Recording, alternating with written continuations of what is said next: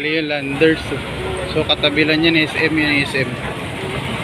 Ito yung Robinson. Kasama nga ako. Oh, bago lang yung Landers.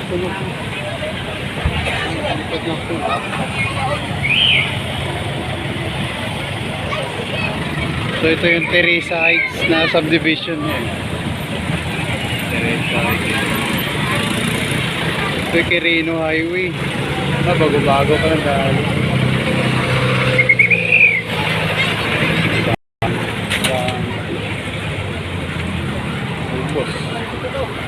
Dami ng bumbero. Megit 10 na. Hindi, pagkalaban. Inalang sa balita yan. 10. Megit 10 na yung bumbero.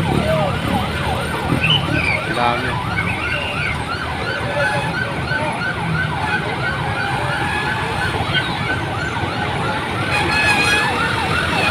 Delikado nito kasi malapit na siya doon sa SM Centerview. Ayan, may sumabog na. Ayan, grabe ako eh. May sumabog.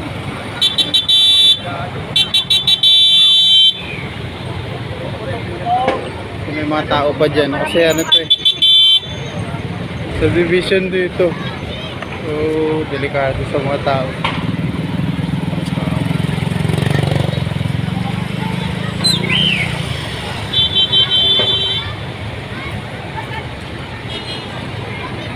Parang dito sa Teresa galing. Dito galing ang po sa Teresa Heights. Kasi yung kalahati ng Landers, ayos pa yun dun. Buo pa, malapit sa SM. So yan, tambak na yung fire truck. Ang dami. Kawawa yung mga tao dyan sa Teresa. Suffocate sila dyan sa usok. Ang dami.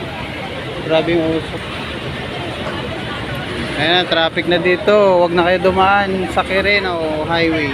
Malapit sa Centerview lang. The bulbul na.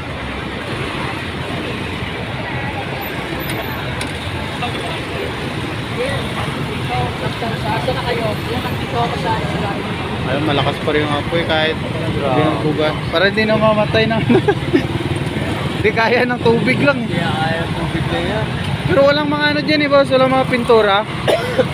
Kasi parking na yan dyan, banda eh. Parking na yan? Oo, dyan parking ng ano, mga sasakyan.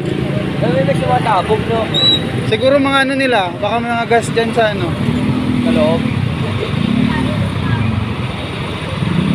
Ano yan, doon yung nagdadaan eh, parking pa ganon. Tapos labasan yan dyan.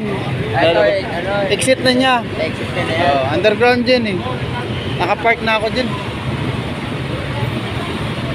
Buti hindi doon.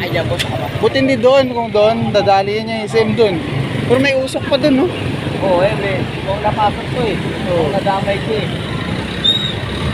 Buti umaga. O gabi yari. Gabi yan, yari yan. Hindi, ay, ano na siya? Hindi siya umagang may nakapark pa na mga sasakyan. Wala, parang abutin nga ito. Oh.